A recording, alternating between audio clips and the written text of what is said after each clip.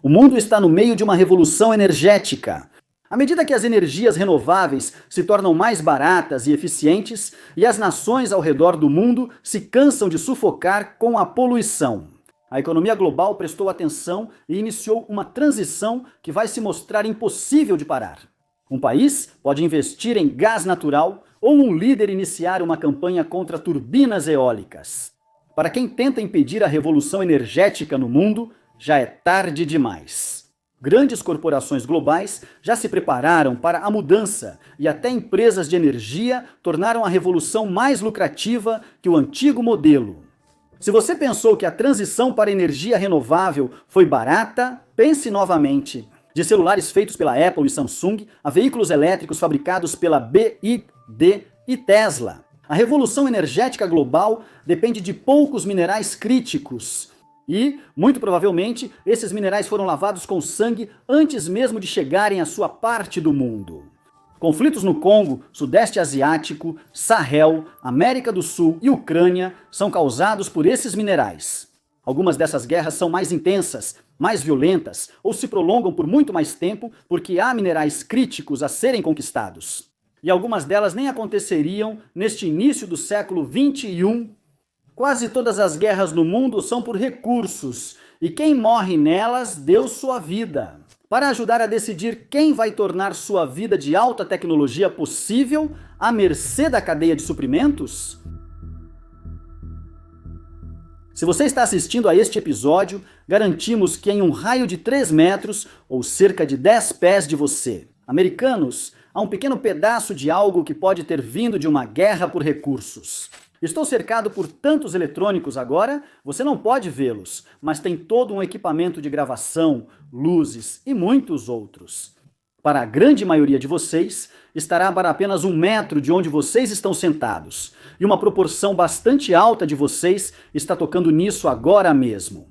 Incluem lítio, cobalto, tântalo, tungstênio, estanho, níquel e outros. E se você está segurando um smartphone, usando um laptop ou desktop, olhando para um monitor ou sentado em um veículo, especialmente um veículo elétrico, então eles estão bem na sua frente. Na verdade, é realmente uma aposta certeira para criadores do YouTube, como nós afirmar que você provavelmente está a um braço de distância desses recursos a qualquer momento. Esses recursos permitem que você assista ao episódio, então podemos ser diretos sobre isso. Meu sustento, o sustento da pessoa que escreveu este episódio e o sustento de todas as pessoas da nossa equipe de produção que montaram este vídeo. Todos eles só são possíveis graças a esses mesmos minerais essenciais. E uma proporção impressionantemente alta desses minerais foi paga com sangue. Reconhecemos essa realidade difícil logo no início do episódio de hoje. Não porque estamos tentando envergonhar você ou participar de algum exercício ritualístico de autoflagelação. Apontamos isso pois reflete a crise contínua de recursos do mundo, principalmente os minerais críticos que discutiremos. No centro de guerras, rebeliões e ditaduras repressivas ao redor do mundo, eles são necessários em todos os lugares. E eles são fundamentais para as vidas que nós, no mundo desenvolvido, criamos coletivamente para nós mesmos. Nós existimos na ponta final de uma cadeia de suprimentos como consumidores, clientes ou, suponho, qualquer um dos apelidos bem coloridos que as pessoas pegas no fim dessas guerras por recursos possam nos dar. Nossas vidas são movidas por tecnologia inteligente e o futuro dos nossos filhos é mais seguro graças ao uso crescente de energias renováveis e à melhoria das capacidades das baterias modernas. Em uma palavra, somos dependentes, mas o que vemos do nosso ponto de vista nas cadeias de suprimentos é a conclusão natural. Com nossas cabeças inclinadas, bocas abertas e engolindo todos os smartphones, veículos elétricos e baterias que o mundo nos manda, essa não é toda a história, certo? Pegue um smartphone comum. Todos sabem que ele não caiu de uma macieira, trocadilho intencional, e sim foi montado. Provavelmente por alguém do outro lado do mundo. Pode ter recebido salários baixos e sido tratado de forma pouco gentil pelos empregadores. Mas isso também não é o fim da linha, para colocar pedaços e partes do seu smartphone nessa linha de montagem. Esses pedaços e partes tiveram que ser fabricados em outras linhas de montagem, e às vezes os pedaços e partes que compõem esses pedaços e partes também precisaram ser fabricados. Se você seguir mais adiante, na cadeia de suprimentos, chegará a uma etapa do processo de produção, onde aquela primeira linha de montagem usava minerais brutos, metais, plásticos ou o que fosse considerado pelos trabalhadores. A matéria-prima de alguém é o produto final de outro, seguindo com o mineral crítico. Para o propósito deste exemplo, esse mineral precisa ser refinado de alguma forma e convertido para sua forma pronta para a produção. Antes disso, ele precisa ser purificado.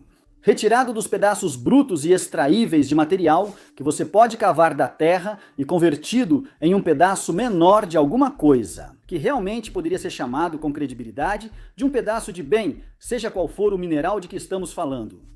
Mas mesmo antes disso acontecer, alguém em algum lugar precisa extrair um pedaço de rocha que era composto por mais de zero e provavelmente menos de 1,00 daquele mineral crítico.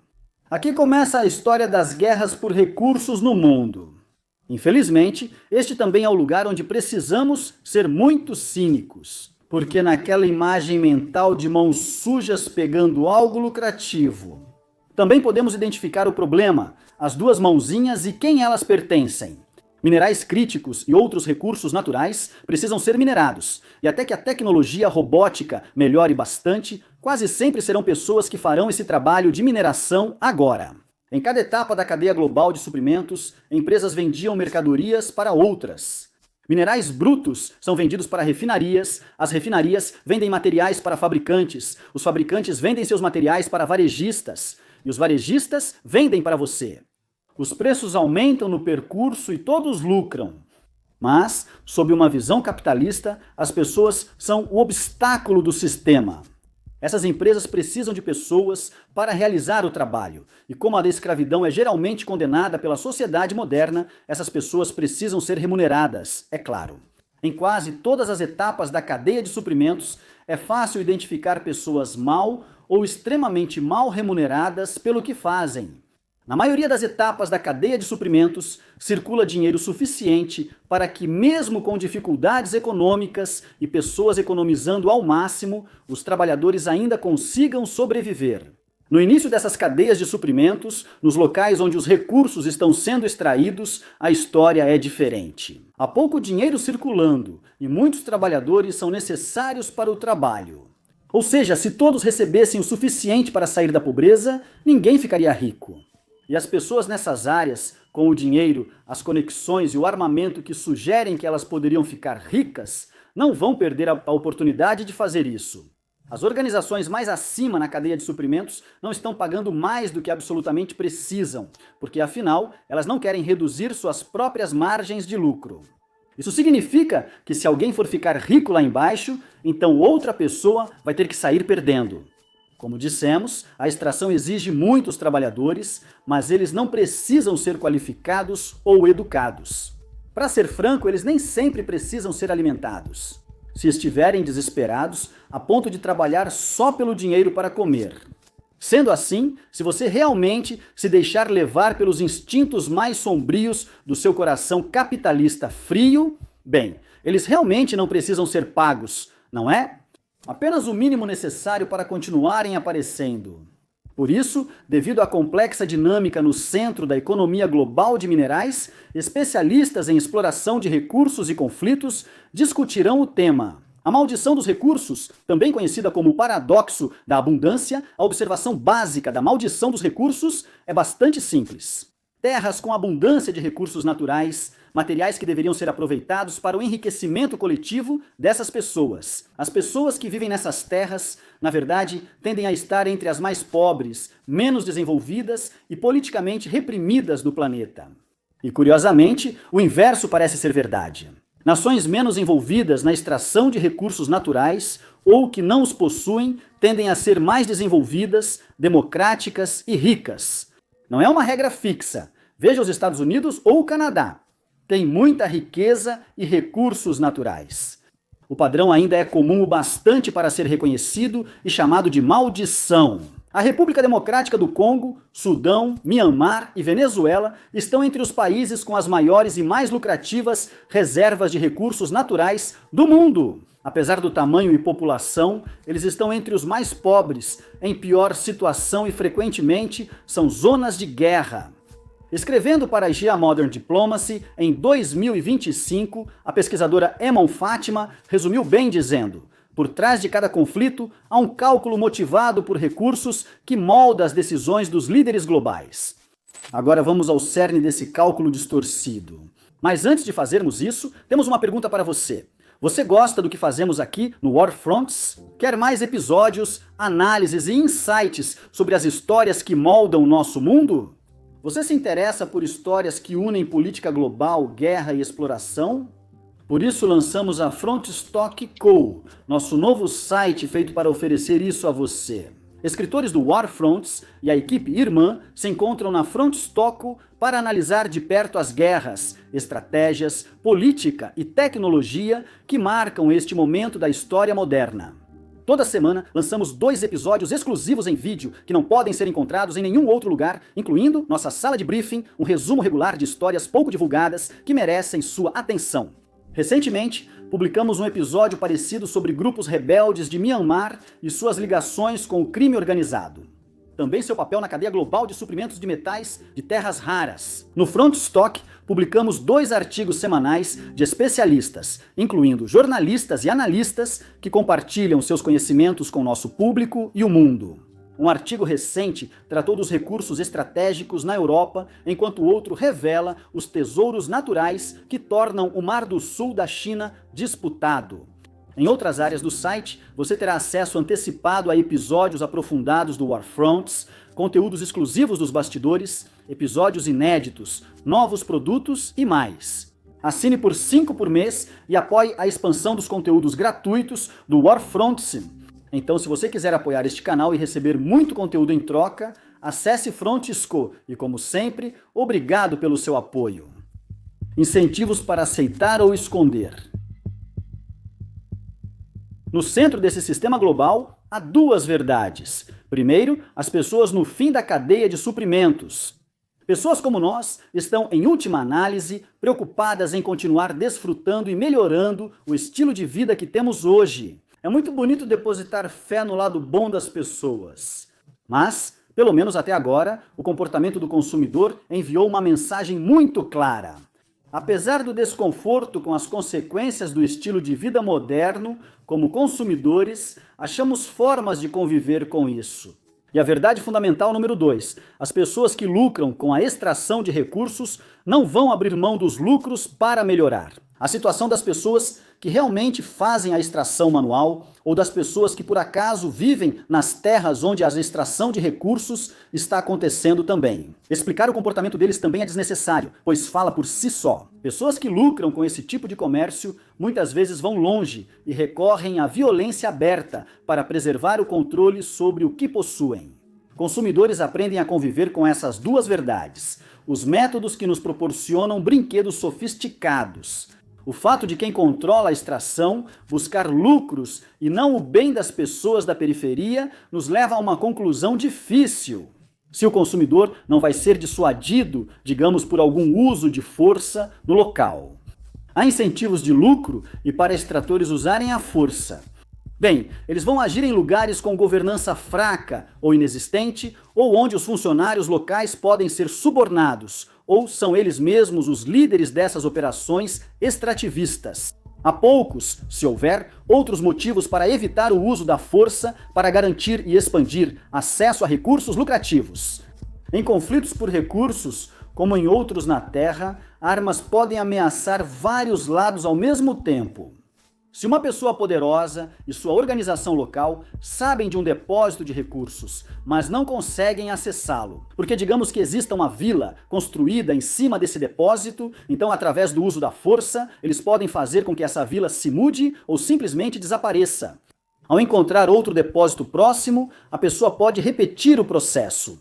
Se os locais passarem a exigir parte dos lucros, salário justo ou condições de trabalho seguras pelo trabalho manual. Absurdo. Então, o uso da força pode fazer com que eles obedeçam, ou pelo menos fazer com que os mais problemáticos procurem emprego em outro lugar. Se outro grupo ou organização mais poderosa aparecer e quiser ter acesso aos recursos que outra pessoa possui, eles podem garantir esse acesso pela força. Desde que estejam certos de que não haverá intervenção externa e quando autoridades superiores participam, sejam nações disputando território com vizinhos ou buscando controlar áreas dominadas por rebeldes, dissidentes ou pessoas comuns que dificultam o acesso aos seus bens. Bem, o uso da força também é uma resposta nesse caso. Num ambiente assim, sem incentivos para colaboração ou respeito aos direitos das pessoas comuns. E nenhuma forma de dissuasão para impedir que aproveitadores poderosos simplesmente peguem o que querem. Atos de violência não acontecem isolados quando um líder de gangue, senhor da guerra, chefe de organização local ou governo nacional assume o controle. Em uma área onde eles podem usar essa força para obrigar o trabalho e extrair lucros, bem, eles começam a criar barreiras para garantir que ninguém possa impedi-los de fazer isso. A presença de jornalistas estrangeiros, grupos de direitos humanos, organizações humanitárias e outros que possam defender ou relatar a situação torna-se inaceitável. Essas pessoas são forçadas a sair ou convencidas de que as condições estão tão perigosas que deveriam considerar voltar, como disse a Repórteres Sem Fronteiras em relatório de 2024. A maioria dos recursos naturais, como combustíveis fósseis, minerais e florestas, vem de países onde investigar sua extração e impactos ambientais ou sociais é difícil ou impossível. Após sua partida, governos locais devem ser subornados, ter sua autoridade neutralizada ou serem purgados de quem não colabora, para que possam ser substituídas por opções melhores. Pessoas comuns com riqueza e interesse em proteger outros tornam-se uma ameaça. Por outro lado, pessoas mantidas na pobreza, sem acesso à educação e sem garantia de comida e água confiáveis, são mais fáceis de controlar. Grupos que governam pela força em uma área criam condições para governar pelo medo e coerção. Assim, evitam dores de cabeça e a exposição à violência diária, sempre que possível. Mas ainda mantendo o controle sobre as populações locais. Quando ocorre em áreas ricas em recursos, forasteiros chegam como aproveitadores, não como libertadores. Em áreas tão pobres e carentes de recursos como as discutidas, não haverá refinarias ou instalações de manufatura. Na verdade, geralmente não haverá recursos para refinar esses minerais até um nível aceitável de pureza. É nesse momento que o dinheiro entra e os recursos saem, às vezes sem serem pegos. Grandes empresas, inclusive ocidentais, vão se instalar e pagar intermediários para obter minerais de onde a mineração ocorrer. Às vezes, ainda mais, grupos obscuros enviam pessoas a lojas de fachada para comprar minerais brutos por quilo ou saco e mantêm esses minerais sob guarda até que possam ser recolhidos. Em uma reportagem do Washington Post que descreve como isso funciona no Congo, o jornalista Todd Frankel relatou, abre aspas, homens asiáticos operavam as máquinas Meteor X. Eles digitavam os totais em calculadoras enormes. Eles manuseavam grandes maços de francos congoleses e costumavam ficar nos fundos enquanto homens congoleses carregavam sacos de 120 libras. Nenhum chefe local quis falar ao jornal. Muitos envolvidos eram cidadãos chineses ou pagos por empresas chinesas como intermediários. A identidade dessas pessoas importa menos que sua disposição em aparecer. Enquanto houver compradores para esses recursos extraídos, sempre existirão interessados. O restante não importa para senhores da guerra, gangsters e elites locais. Apesar disso, há um detalhe inconveniente que os extratores de recursos devem considerar. Se você se lembra de como, há pouco, explicamos que nós, como consumidores, vamos encontrar uma maneira de conviver com as consequências de um estilo de vida que depende da extração exploratória de recursos. Isso ainda é verdade, mas só se for possível. Nós gostamos de nos sentir bem conosco mesmos, de nos sentir bem com as escolhas que fazemos e de passar pelo nosso dia a dia com a sensação de que não temos sangue nas mãos. Esses produtores, intermediários e grandes empresas na cadeia têm uma escolha a fazer. Apenas então, não seria melhor reformular práticas trabalhistas, eliminar violência e coerção e tirar pessoas da pobreza, mesmo com menor lucro? Ou é mais barato, rápido e fácil criar uma indústria secundária totalmente focada em criar a ideia de que as mãos do consumidor estão limpas. Alguns grupos escolherão a primeira opção, mas quem deseja continuar no negócio optará logo pela segunda. Eles geralmente aceitam a ideia ao perceber a queda nas margens de lucro. Isso gera, nas cadeias de suprimentos globais, uma estranha máquina de justificativas. Para um senhor da guerra local, não compensa pagar bons salários a todos, mas sim criar uma mina modelo autossuficiente próxima a uma vila modelo autossuficiente, onde todo mundo, obviamente, está indo bem e definitivamente está em conformidade com os padrões. As empresas que compram seus recursos ao longo de toda a cadeia de suprimentos podem se sentir tranquilas quanto às condições de trabalho das quais dependem. Elas podem até conseguir uma boa certificação, e enquanto isso, a máquina continua funcionando como esperado. Veja como isso foi explicado no livro Cobalto Vermelho, finalista do Prêmio Pulitzer, que discute a situação no Congo, citando as duras realidades do cobalto. A mineração no Congo incomoda todos na cadeia. Empresas não admitem que baterias de smartphones, tablets, laptops e veículos elétricos usam cobalto extraído por camponeses e crianças em condições perigosas. Depois, ao lado da lavagem, empresas que poderiam temer serem investigadas por aceitar minerais de zonas de guerra conhecidas podem encontrar uma maneira de obter material muito mais caro de outro lugar.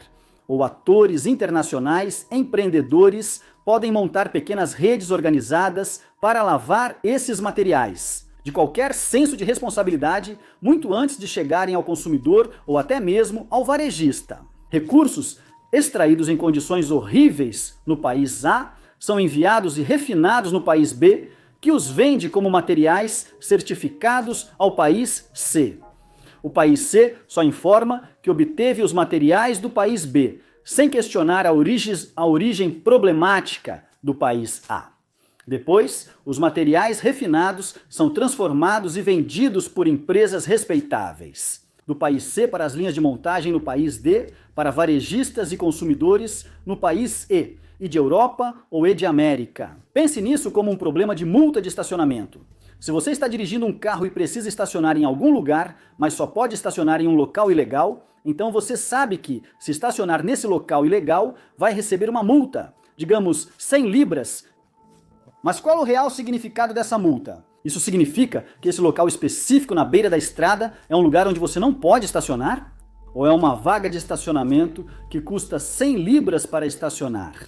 Para organizações e países que extraem minerais críticos em condições duvidosas, a resposta é muito mais a segunda opção. Se for mais barato, criar a ilusão de segurança e responsabilidade no local do que realmente agir de forma segura e responsável. Então você pega seu talão de cheques e assina um cheque do tamanho que for necessário para fazer todas essas perguntas sobre segurança e responsabilidade desaparecerem ao redor do mundo. Descrever essas redes internacionais sombrias é fácil, mas não basta. Se quisermos realmente entender o papel dos recursos críticos em alimentar conflitos globais e às vezes até em fornecer um motivo para esses conflitos existirem, então precisamos testemunhar essa dinâmica em ação. Vamos começar com a República Democrática do Congo, talvez o maior exemplo da maldição dos recursos. Mencionamos o livro Cobalto Vermelho há alguns minutos, e é aqui no Congo que uma crise de exploração de recursos de longa data chamou a atenção do autor.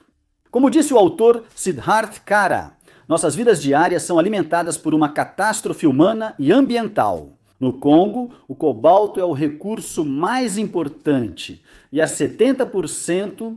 Isso não ocorre porque o cobalto só existe no Congo, mas porque sua extração é muito barata devido ao uso de mão de obra humana. Até 40% do cobalto extraído no Congo, segundo fontes oficiais. E falando funcionalmente, provavelmente uma quantidade ainda maior do que essa é extraída por meio das chamadas minas artesanais. Essa expressão antes indicava minas pequenas e locais, mas hoje se refere principalmente a minas informais. Nas áreas com mais abusos da mineração de cobalto, as minas são amplamente não regulamentadas. Pessoas usam ferramentas manuais para cavar centenas de metros no solo, muitas vezes recrutando trabalho infantil para isso. As condições são extremamente inseguras. Tanto a violência de gangues quanto a violência étnica são comuns. Ferimentos acontecem com muita frequência. Muitas pessoas em minas artesanais ou condições similares vivem em escravidão moderna. O cobalto extraído é usado em ligas resistentes à corrosão, estáveis em altas temperaturas, baterias, catalisadores químicos e outros usos. Corporações multinacionais frequentemente aderem a iniciativas que supostamente visam resolver o problema ou garantir que não sejam cúmplices. Relatórios investigativos da região geralmente concordam que essas iniciativas costumam ser apenas para inglês ver. Citando novamente de cobalto vermelho, mineração de cobalto. A fazenda escrava foi aperfeiçoada? O custo da mão de obra foi eliminado pela degradação dos africanos na base da cadeia econômica. Isso busca isentar todos os envolvidos de responsabilidade com um esquema de ofuscação, acompanhado de declarações hipócritas sobre direitos humanos. O cobalto não é o único recurso extraído do Congo nessas condições. A República Democrática do Congo abriga alguns dos maiores depósitos de cobre do mundo e possui até 80% do minério metálico de coltan do planeta. Isso é essencial para fabricar celulares, laptops e baterias de veículos elétricos. O país possui grandes depósitos de ouro, diamantes e, em algumas regiões do leste, estanho e tungstênio para exploração. As minas também podem produzir tântalo, extraído na República Democrática do Congo, mas depois contrabandeado para a nação vizinha de Ruanda para exportação. Assim, é possível contornar leis sobre o comércio de recursos de conflito. Por que o tântalo é considerado um recurso de conflito? Sério? Quase tudo extraído na República Democrática do Congo é ou já foi recurso de conflito. As guerras do Congo foram, em grande parte, conflitos por recursos. Atualmente, Kivu do Norte e Kivu do Sul, no leste do Congo, estão controladas pelo grupo rebelde M23. O grupo recebe financiamento, apoio e respaldo no campo de batalha de Ruanda. A mesma nação que vende recursos extraídos da República Democrática do Congo em condições de conflito, disfarçando-os sob uma fachada de paz e segurança de Ruanda. Um exemplo de conflito por recursos, menos ligado a baterias de carro e mais à abundância de recursos lucrativos e senhores da guerra, é a guerra civil em curso no Sudão, envolvendo o regime militar do país. As Forças Armadas Sudanesas enfrentam uma guerra cara contra as Forças de Apoio Rápido, paramilitares, facção apoiada pelos Emirados Árabes Unidos, acusada de genocídio contínuo em Darfur. Recursos-chave marcam esse conflito, com os Emirados tentando usar a forças de apoio rápido para obter terras agrícolas férteis e criar um território agrícola. Ambos os lados lutam intensamente pelo acesso à água. O recurso mais importante é o ouro, cujo retorno financeiro é evidente, exceto por literalmente imprimir dinheiro. Tirar um pedaço de ouro do chão é uma das maneiras mais diretas para qualquer pessoa, em qualquer lugar do mundo, acumular riqueza. O Sudão possui várias minas de ouro acessíveis quando ficam sob controle das forças de apoio rápido. O ouro é frequentemente contrabandeado ilegalmente para os Emirados, onde é lavado e vendido como ouro emiradense. Os Emirados Árabes Unidos não possuem minas de ouro. Em troca, as forças de apoio rápido recebem muitas armas, mercenários estrangeiros e outros recursos para ajudar em seu esforço de guerra contínuo, permitindo assim que continuem cometendo um genocídio. Bem, só vou abordar mais uma outra causa de teste global. Para ser franco, tudo isso é um tema muito deprimente para um canal de política. Mas seria negligente não compartilhar o exemplo do Baluchistão. Não é uma nação soberana, mas uma região dividida entre Paquistão e Irã, sendo que o principal conflito ocorre no Paquistão. O Baluchistão possui vastas reservas de recursos naturais, como ouro, gás natural e grandes depósitos de cobre. Um recurso essencial e cada vez mais raro, utilizado em fios de alta condutividade, circuitos integrados, motores elétricos e baterias de veículos elétricos. Mas o Baluchistão não é apenas lar de recursos, também é lar de pessoas e, em geral, a população étnica Baluchi da região não viu nenhum dos retornos que sua terra deveria proporcionar. Em muitas partes do Baluchistão, o acesso até mesmo a recursos básicos é muito limitado. O desenvolvimento humano é muito baixo e quase 2/3 vivem na pobreza. quase 9 em cada 10 pessoas não têm acesso estável à água potável limpa. Tudo isso enquanto a população Baluchi enfrenta seu dia a dia, sabendo que a riqueza sob seus pés poderia garantir que nunca mais houvesse sede. Mas o fato dos Baluches étnicos não verem benefícios não quer dizer que ninguém veja. A região foi totalmente explorada pelo governo paquistanês, com grandes investimentos e parcerias industriais com a China. Profissionais mais bem educados de todo o Paquistão vão para o Baluchistão para aproveitar a corrida do ouro, assim como pessoas de outros países ao redor do mundo. Apesar das muitas tragédias no Baluchistão nas últimas décadas, não surpreende que a resistência separatista violenta faça parte da vida nesse ambiente. A região reúne vários grupos militantes etnonacionalistas, com destaque para o Exército de Libertação do Baluchistão. Exército de Libertação do Baluchistão. Esses grupos atacam regularmente alvos ligados ao governo paquistanês, interesses chineses e comunidades de trabalhadores de outras regiões do Paquistão. Eles querem impor custos dolorosos ao Paquistão e às potências estrangeiras que exploram a região. Que essas potências sejam forçadas a recuar, ou, pelo menos, concordem em redistribuir recursos e lucros para beneficiar a população baluchi. Na prática, é pouco provável que o grupo imponha custos tão altos. Mas, como a taxa de ataques deles só aumenta em 2025, é improvável que parem de escalar. Como resultado, Baluchistão parece viver um ciclo crescente de violência insurgente, impulsionado pela exploração desenfreada dos recursos. À medida que o século XXI avança, os conflitos motivados por recursos vão se tornar mais comuns, e não menos. A demanda global por minerais críticos só aumenta. O poder do direito internacional, o financiamento a grupos humanitários e os incentivos corporativos para a boa conduta estão sumindo. Terras aráveis e água estão cada vez mais escassas a cada ano.